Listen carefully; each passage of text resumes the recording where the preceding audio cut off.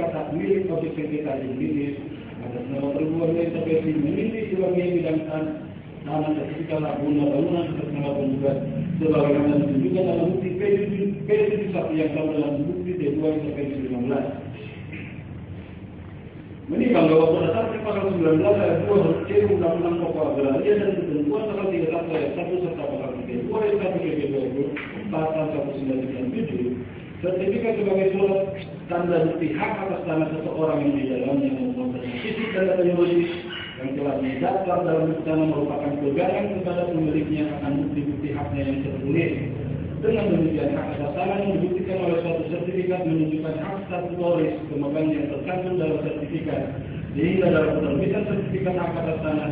setiap satu sertifikat hak atas tanah diterbitkan untuk satu bidang tanah. Artinya, secara prinsip hanya ada satu sertifikat hak atas tanah yang dapat diletakkan atas bidang tanah, dan dengan demikian dengan alasan apapun tidak dibenarkan satu sertifikat hak atas tanah baik sebagai atau seluruhnya yang menimpa atau mengisi bidang sertifikat hak atas tanah yang lainnya. Menimbang bahwa berdasarkan salah satu asas yang dimiliki, menimbang bahwa berdasarkan salah satu asas hukum yang paling fundamental dan yang paling jelas di negara, yaitu asas praduga keabsahan keputusan tata usaha negara atau asas bermodal kualitas atau presumpsi disebut kausa, maka dapat ditentukan bahwa apabila ada bidang tanah ditentukan dua keputusan tata usaha negara berupa sertifikat hak atas tanah sebagaimana terungkap dalam sengketa ini, maka demi kepastian hukum setiap keputusan tata usaha negara yang dikeluarkan sebelumnya haruslah dianggap benar menurut hukum sampai dibuktikan sebaliknya sebagai keputusan yang mengandung cacat juridis baik oleh pejabat yang berwenang maupun oleh pengadilan tata usaha negara berdasarkan ketentuan hukum yang berlaku. Menimbang bahwa sertifikat hak atas tanah sebagaimana dimaksud bukti P22 diterbitkan oleh pihak tergugat pada tanggal 16 Mei 1995, sedangkan keputusan objek sengketa ini atas nama tergugat intervensi diterbitkan oleh pihak tergugat pada tanggal 22 Oktober 2007, sehingga dengan sendirinya terisi faktor efektif sertifikat hak atas tanah sebagaimana dimaksud bukti P22 terbit terlebih dahulu dibandingkan kedua sertifikat objek sengketa jenis atas nama tergugat intervensi. Menimbang bahwa selama proses pemeriksaan sengketa di persidangan tidak ditemukan fakta hukum yang mengungkapkan bahwa atas keputusan hukum yang diterbitkan terlebih dahulu oleh tergugat terhadap bidang tanah bersama pihak penggugat sebagaimana dimaksud bukti P22 telah dibuktikan sebaliknya dan terlihat oleh pejabat yang berwenang maupun hakim pengadilan ini baik juga yang mengandung cacat juridis dan tidak terdapat juga fakta hukum berupa keputusan pejabat yang berwenang dan menyatakan bidang tanah sebagaimana dimaksud bukti P22 sebagai tanah terlantar atau PD peraturan pemerintah nomor 9 2010 tentang penertiban dan pendayagunaan tanah terlantar junto peraturan kepala BPNKG nomor 4 tahun 2010 tentang tata cara penerbitan tanah terlantar. Menimbang bahwa selanjutnya diperoleh fakta hukum di dalam persidangan telah terbitkan lagi keputusan hukum yang baru atas nama tergugat intervensi sebagaimana dimaksud dalam bukti T1, T6 dan sama dalam bukti T2 intervensi 1, T2 intervensi 3 di atas objek bidang tanah dalam keputusan hukum sebagaimana dimaksud dalam bukti P22. Menimbang bahwa berdasarkan fakta hukum tersebut di atas demi kepastian hukum dan perlindungan hukum serta tertib administratif pertanahan, keputusan tun berupa sertifikat hak atas tanah bagaimana dimaksud dalam bukti P22 tersebut harus dianggap benar menurut hukum berdasarkan asas keabsahan keputusan tun atau asas permodal pangramatik atau presumpsi justia causa, dan dengan demikian diresikokan mengikat dan keberlakuan dari keputusan tun berupa sertifikat hak guna bangunan nomor 15 tahun tanggal 16 Mei 1995 atau tidak bukti P22 tidak dapat dikesampingkan oleh keputusan lain yang tidak mencabut atau mengubah keputusan itu berupa sertifikat hak atas tanah penggugat tersebut. Menimbang bahwa untuk lebih menggali kebenaran substantif dalam sengketa ini, majelis hakim patut mencermati objek sengketa secara lebih seksama sebagaimana akan diuraikan di bawah ini. Menimbang bahwa keputusan itu berupa sertifikat hak milik nomor 1672 Rawahan tanggal 2 Oktober 2007 seluas 8.190 persegi dengan surat ukur nomor 1146 Rawahan dan 2007 tanggal 3 Oktober 2007 atas nama Wahyadi Humaydi dan sertifikat hak milik nomor 14 Rawahan tanggal 5 Oktober 2007 seluas meskipun 419 meter persegi dengan surat ukur nomor 147 garis miring 2007 tanggal 13 Oktober 2007 atas nama Mulyadi Himadi yang tanggal 2 intervensi 1 D2 intervensi 3 diterbitkan dalam rangka pendaftaran tanah pertama kali secara sistematik, maka dengan berpedoman kepada ketentuan pendaftaran tanah pertama secara sistematik sebagaimana dimaksud dalam PP nomor 24 97 Junto PMNA garis miring KBPN nomor 3 tahun 1997, pengadilan berpendapat bahwa tata cara kegiatan pendaftaran tanah secara sistematik dapat dikelompokkan di dalam 3 tahap kegiatan utama, di mana di dalam masing-masing tahap kegiatan terdapat sub kegiatan yang baik secara teknis dan jumlah merupakan satu kesatuan kumulatif karena memang semua rangkaian tahapan pendaftaran tanah sistematik adalah terkait antara satu sama lain, yakni sebagai berikut. 1. Tahap persiapan 1.1 penetapan lokasi pasal 46 PMNA garis miring KBPN nomor 3 tahun 97. 1.2 persiapan pasal 57 PMNA KBPN nomor 3 tahun 97. 1.3 pembentukan panitia indikasi dan satuan tugas atau pasal 48 sampai dengan pasal 49 PMNA KBPN nomor 3 tahun 97. 1.4 susunan tugas dan wewenang panitia indikasi dan satgas atau pasal 50 sampai dengan pasal 54 PMNA KBPN nomor 3 tahun 97. 1.5 penyelesaian permohonan yang ada pada saat dimulai pendaftaran tanah secara sistematik atau pasal 55 PMNA KBPN nomor 3 tahun 97. 1.6 penyuluhan pasal 56 PMNA KBPN nomor 3 tahun 97. 2. Tahap pengumpulan dan pemesanan data fisik dan yuridis. 2.1 pengumpulan data fisik pasal 57 sampai dengan pasal 58. 2.2 pengumpulan dan penelitian data yuridis pasal 59 sampai dengan pasal 62. 2.3 penemuan data fisik dan data yuridis dan pemesahannya atau pasal 63 sampai dengan pasal 64 PMNA KBPN nomor 3 tahun 97. 3. Tahap penerbitan sertifikat 3.1 penegakan konversi pengakuan hak dan pemberian hak atau pasal 65 sampai dengan pasal 66 PMNA KBPN nomor 3 tahun 97. 3.2 pembukuan hak pasal 67 sampai dengan 68 PMNA KBPN nomor 3 tahun 97. 3.3 penerbitan sertifikat pasal 69 sampai dengan pasal 71. 3.4 penggunaan hasil kegiatan pasal 72 PMNA KBPN nomor 3 tahun 97. Menimbang bahwa pertama setiap tahapan pendaftaran dalam sistematik untuk diikuti oleh dan dipenuhi oleh panitia mitigasi di samping untuk menjamin pencapaian tujuan pendaftaran tanah juga memastikan tata cara dan prosedur pelayanan di bidang pertanahan dilaksanakan sebagaimana mestinya sejak dari awal proses pendaftaran tanah berlangsung, apakah sesuai standar mutu atau kriteria yang telah ditetapkan. Dalam hal ini, Majelis Hakim perlu mengutip lampiran instruksi Kepala Badan Pertanahan Nasional Republik Indonesia nomor 1 tanggal 17 Maret 2000 tentang penyelenggaraan manajemen mutu pada pelaksanaan pendaftaran tanah secara sistematik yang menyebutkan dalam hal produk mutu dapat didefinisikan sebagai cocok bagi tujuan tertentu atau fit for purpose. Dalam hal pelayanan mutu adalah masalah mengenai melaksanakan dengan benar sejak awal atau menimbang bahwa dengan berpedoman kepada 3 bagian tahapan pendaftaran tanah secara sistematik dan sub bagian yang harus dipenuhi untuk menerbitkan sertifikat atas tanah dalam pendaftaran tanah secara sistematik serta dikaitkan dengan standar prosedur operasi pelaporan dan pelayanan pendaftaran tanah untuk pertama kali secara sistematik sebagaimana tertuang dalam buku 4 tentang pelayanan pengumpulan dan pendaftaran tanah atau SP OPP 3 atau di dalam keputusan Kepala Badan Pertanahan Nasional RI nomor 1 tahun 2005 tentang standar prosedur operasi pengaturan dan pelayanan di lingkungan Badan Pertanahan Nasional,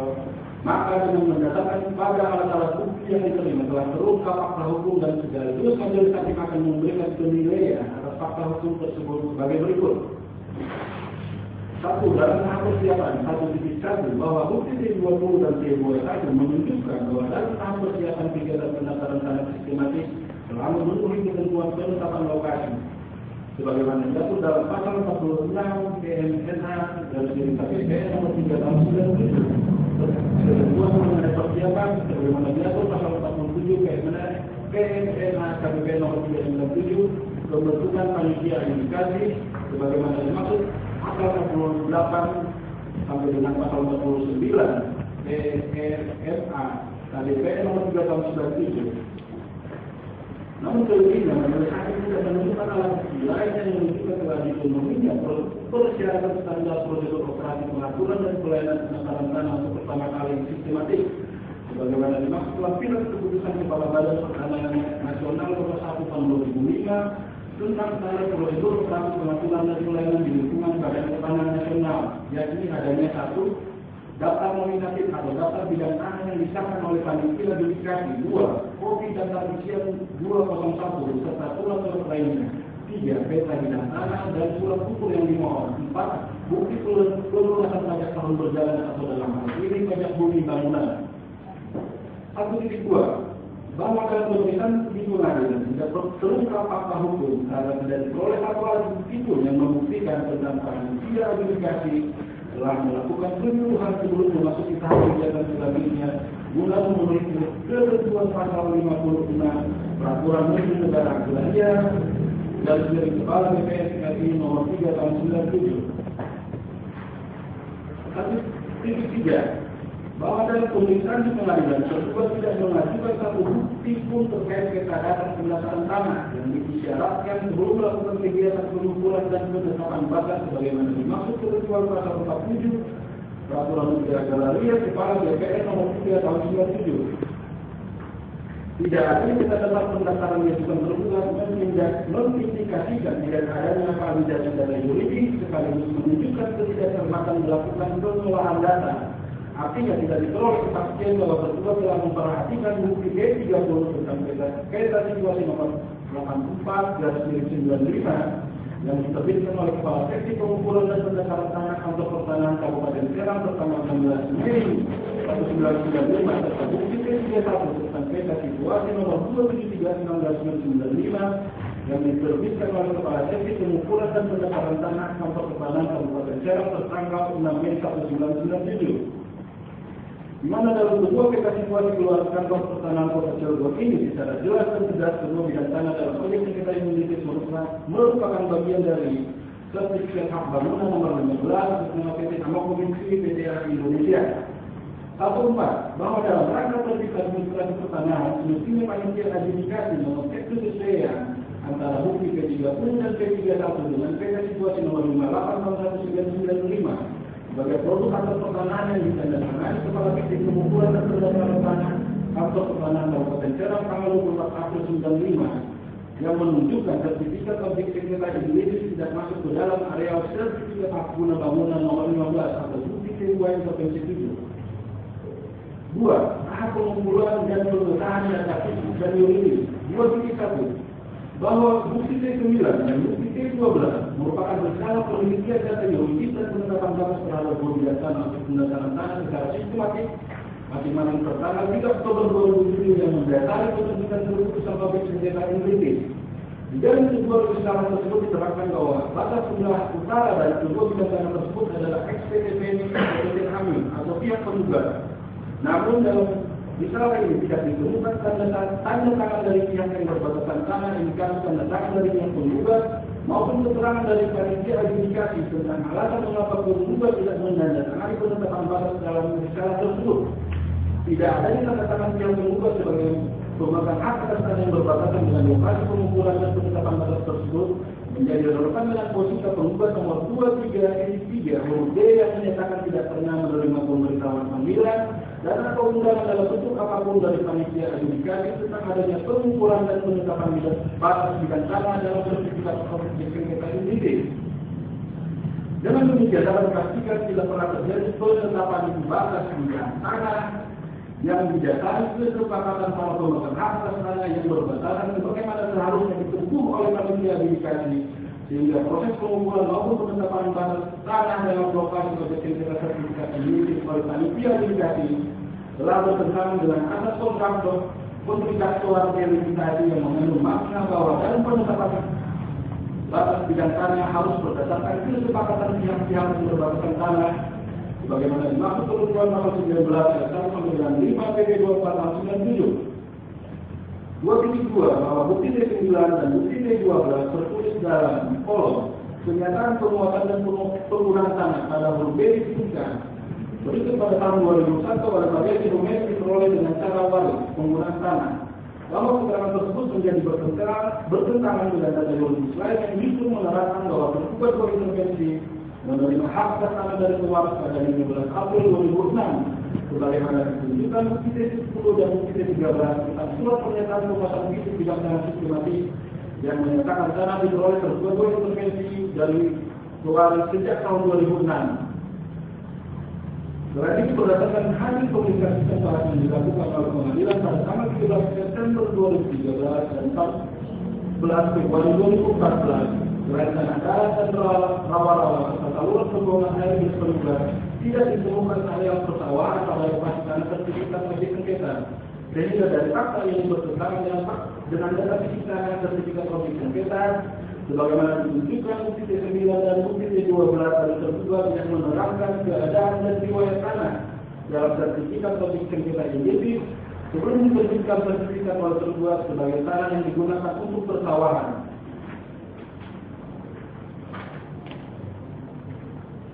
Selain itu, bukti T9 dan bukti T12 tidak sinkron dengan bukti T8 yakni tentang izin lokasi yang diberikan oleh tergugat kepada tergugat, di mana dalam peta situasi sebagai lampiran izin lokasi tersebut tidak tercantum adanya persawahan di dalam atau sekitar bidang tanah dari izin lokasi tersebut. Mengingat prosedur penerbitan izin lokasi yang mengharuskan pemenuhan sejumlah syarat dan kewajiban dari pemohon izin lokasi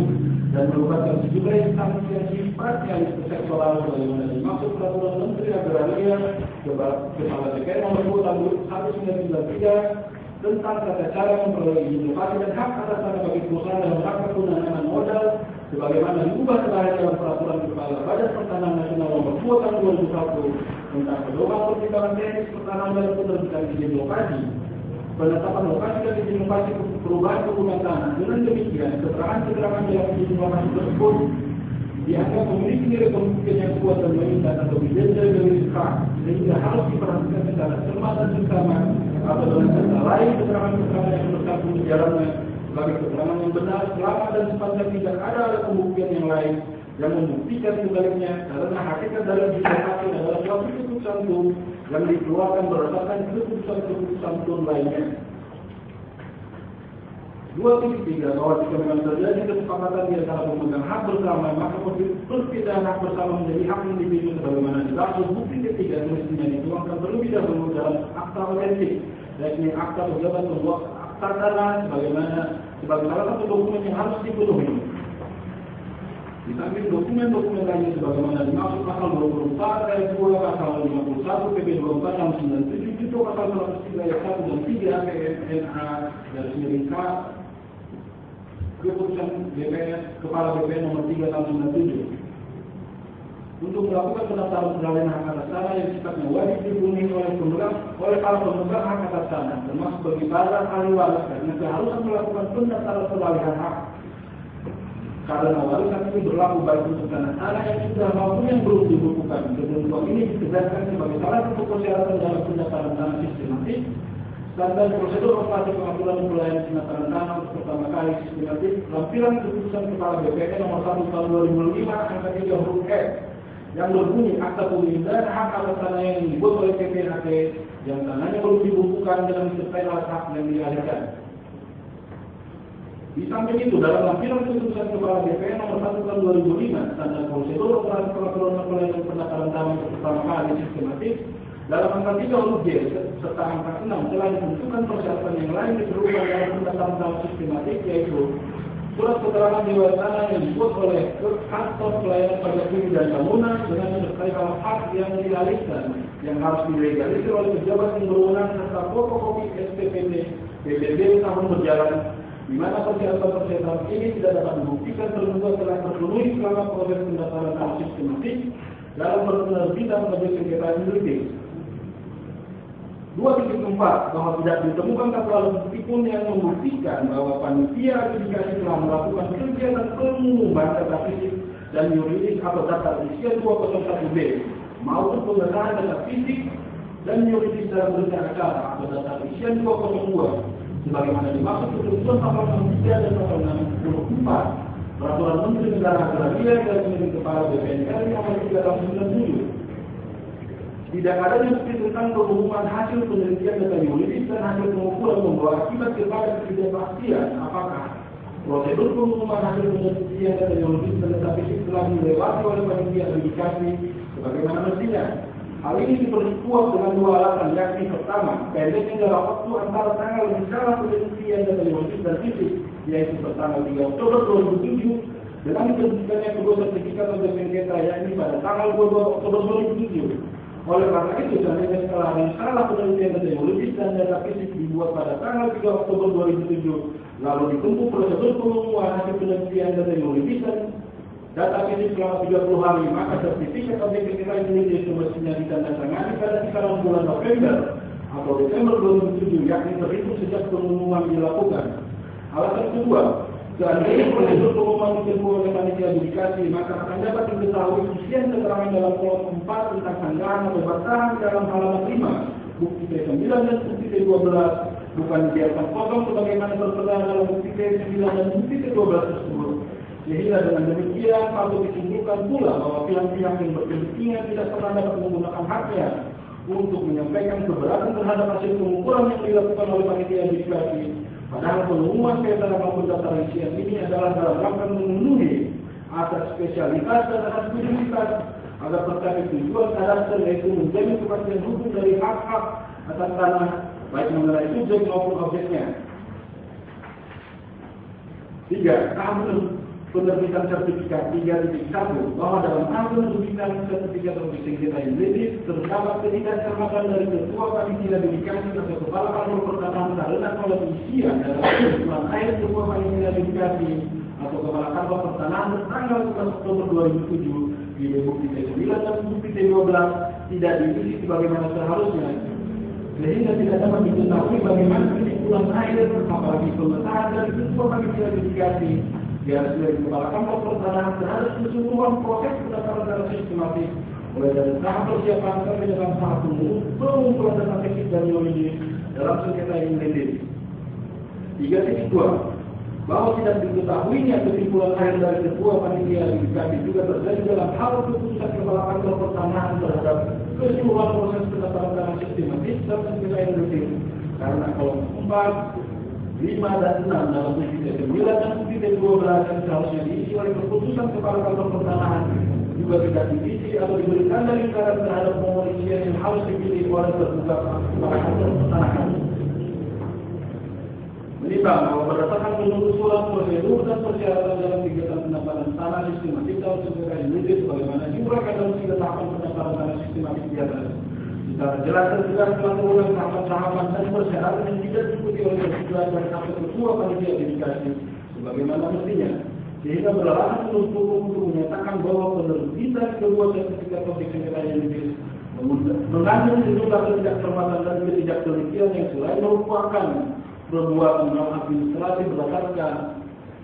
standar operasi pengaturan dan pelayanan pendaftaran tanah untuk pertama kali sistematik lampiran kepala keputusan kepala BPNKR nomor 1 tahun 2005 juga ada suatu pelanggaran hukum administrasi yang mencederai keabsahan dari keputusan panitia verifikasi atau terduga di dalam menerbitkan objek sengketa yuridis bukti T1, T6 yang sama dengan bukti T2 intervensi 1 dan T2 intervensi 3 berdasarkan peraturan perundang-undangan di bidang pertanahan maupun atas dasar hukum di bidang hukum administrasi negara yang mengikat bagi ketua sebagai penomor tugas dan fungsi administrasi pemerintahan di bidang pertanahan, di mana pelanggaran terhadap peraturan perundang-undangan dan asas-asas hukum dimaksud telah diuraikan secara lengkap di bagian pertimbangan hukum sebelumnya.